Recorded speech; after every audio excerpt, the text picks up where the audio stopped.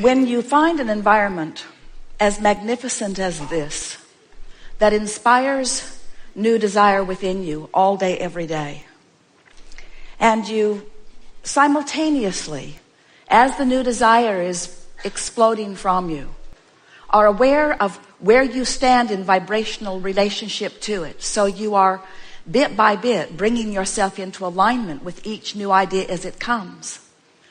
You begin to develop this steady, progressive path of delicious unfolding. We call it life in the vortex. But for those who don't know about the vortex or who want to call it something else, for those who aren't aware that they are vibrational beings, who don't know that the source within them is calling them eternally, as they see you living life from inside the vortex, they describe you in this way. They say, how is it that you barely seem to identify something as something that you would like to participate in, and it moves to you and you move to it? How is that so? As they observe you, they say, how is it that you are so clear-minded that a question occurs, but almost as soon as the question has been formulated within you, the answer begins to come? How is it that the answers are so fast on the heels of your questions? What is up with you, they want to know. How is it, they say, that you can barely tip your toes into something that would be remotely recognized by many others as a problem, but before you even get your feet wet, the solution begins to show itself to you? How is it you are joyful mostly? How is it that you are fun everywhere you go? How is it that your timing is so precise? How is it that you maintain your physical vitality? How is it that you seem to move through time without decline? How is it that you remain physically focused, and yet there is something about you that seems otherworldly? And to most of them who are not ready to hear what you say about the vortex, you say to them something that is softer and simpler. You say, well, I have a philosophy of life that is serving me well. I believe in the well-being that surrounds us. I believe it is dominant. And because I believe it is dominant, I look for it. I focus upon it everywhere I look. And because I look for it, I find it. And when I find it, I focus upon it. And as I focus upon it, I practice the vibration of it until it's the only thing that can find me. I live in a world of well-being predominantly because well-being is what I look for. In fact, I have a mantra, you might say to them. Today, no matter where I'm going, no matter what I'm doing, no matter who I'm doing it with, it is my dominant intent to look for what I'm wanting to see. Because when I look for what I'm wanting to see and find it, I practice the vibration of that. And then my world is filled with things that essentially, things that in essence are the same as that. Oh, don't get me wrong, you can say to them. I live in the world, the real world, like you. And from time to time, I see those things that I'd rather not see. But I discovered some time ago, you may tell them, that whenever I know clearly what I don't want, I know equally clearly what I do want. And I've just learned to get off of what I don't want and onto what I do want as quickly as possible. When I was really little, I could feel that when someone praised me, it felt really, really good. And in the same way, when someone criticized me, it didn't feel good at all. And I recognized even when I was little that when I praised someone else, it would most likely feel good to them. And that if I were to criticize them, it would most likely not feel good to them. But what I was startled to discover is that every time I criticize anyone else, I don't feel good either. And so I've decided that there is a power in the way I feel. I believe, you may tell them if you want, that we were born into these physical bodies for the purpose of exaggerated and blissful expansion.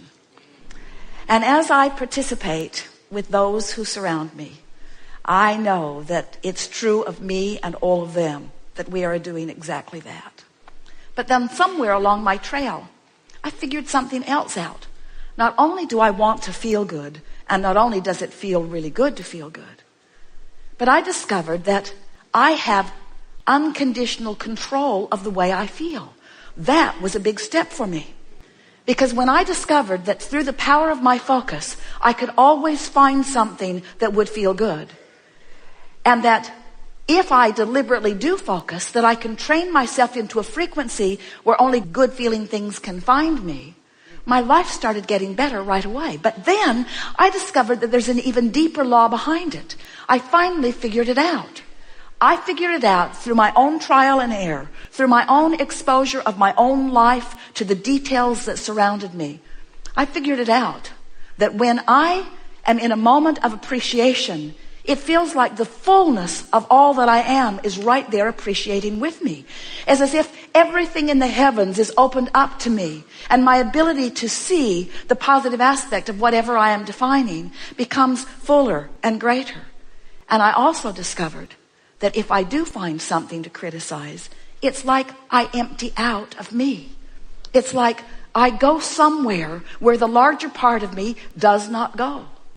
So once I got wind of that, once I started figuring out that I am in harmony with that which is source in my joy and in my love and in my praise, and I'm out of harmony in my criticism, in my anger, in my fear, I began to recognize that I was born with this guidance system, that this system within me to let me know not just how to get the most beautiful things in the world.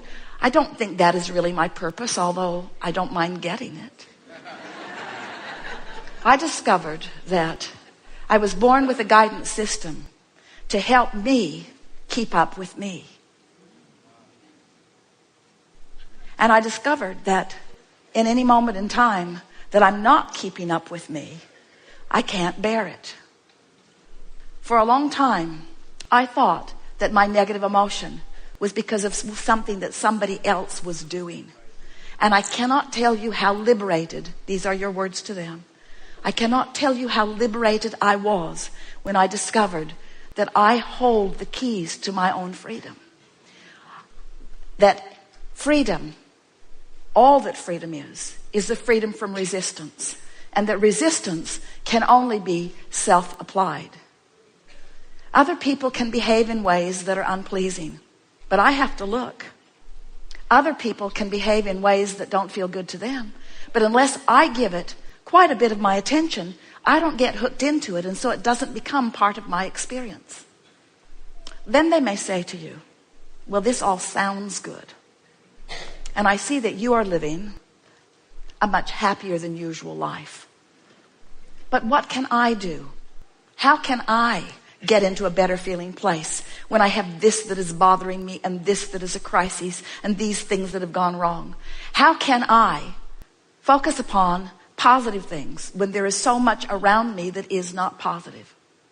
And then you say, if you want to, well, I don't know about you, but I decided that it was just a choice that I would have to make. That I could focus upon the problems of the world and perpetuate those. Or I could focus upon the solutions of the world and perpetuate those. And beyond the perpetuation of the solution, I discovered that it feels way better to focus upon the solution than the problem. And so I do it for me, selfishly. I have to tell you, I do it for me. And then they may say to you, oh, I've heard of selfish ones like you who get yourself into a good feeling place and then will not look where it does not feel good. How is it that you can put your head in the sand and not notice what's going on in the world? And then you say, oh, I notice because I was born to do that. I was born to sift through the details of life experience and to choose those things that feel the best to me. And so I want you to know, you can say to them, that I see plenty of things that I don't want to perpetuate, but I don't get hung up in the vibration of that anymore. I move quickly from what I don't want to a statement of what I do want. And then I do my very best to practice the vibration of what I want. A lot of my friends don't want to hang around with me anymore because when they want to complain and I don't listen with any sort of sincerity, they are annoyed. Sometimes they even get their feelings hurt. And then I discovered something that kept them from getting their feelings hurt. I started practicing it one by one with friend after friend, with family members, with friends, even with people that I was just meeting standing in line someplace. I began to practice this. It goes like this. So they would say, how about that? I sure don't like that. And I would say, yes, but how about this? This is much better. At which point they would say, man, are you blind? Can't you see what's going on? And so I realized that trying to point out the positive aspects to someone who's standing in the middle of negative aspects wasn't going off very well. In fact, it just annoyed them and made them determined to not be with me. So I decided I had to go underground with it for a while. I decided that I couldn't be so overt about it. I couldn't be so in their face about it. So I just practiced in my own mind. When I would hear a complaint from someone, I would write down if I could, or remember if I could, what is it that I think they really want? Because it's pretty easy to know what someone wants when they're expressing what they don't want. And then I would practice seeing them having what they wanted rather than seeing them as not having it. I began practicing seeing them as they want to be. When someone indicated to me that they were sick, I immediately began to see them as well. And I began practicing the vibration of wellness. And then one by one, as my friends would present themselves to me, not one of them was put off by my newfound vibration, because this is the way it would play out. They would say, things aren't going well for me. And I would say, you know, I heard about that, but then I remembered who you are. And I began practicing in my own mind. When I'm not with you, it's much easier, I have to tell you. I began practicing in my own mind who you really are. And I've discovered things about you that are so intoxicating that now I think about them, not because I'm trying to help you improve, but because it just simply feels so good for me to acknowledge who you really are and what you've really got going on. And this is the list I've made about you. These are the positive aspects of your life. This is who I know you truly to be. This is how I see you. This is how I know you. And this is why I love you, you see. It is our promise to you that as you begin practicing the positive aspects of circumstances and events, of governments, of other governments, of political parties, of people that you know, of family members, of your mothers and your fathers and your children, of your friends, of people that you have formerly called your enemies, as you begin to tune yourself to what this time-space reality is helping you to put in your vortex about them. You see, these aren't just people running around annoying you or pleasing you. These are people running around causing you to build a vortex version of you. They are the reason that you are expanding. And so when they are the reason that you're expanding and you look back at their trouble, now you're extra mad at them because first they caused you to expand and now they're holding you back from your expansion.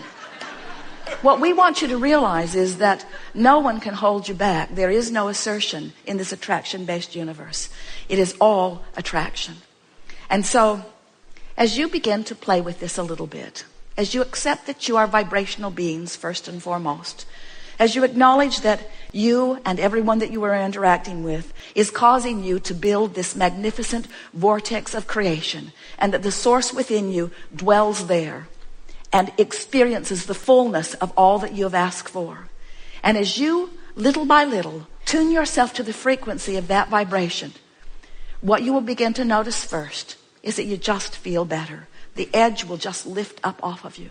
Next, you'll begin to notice that wonderful ideas are flowing to you.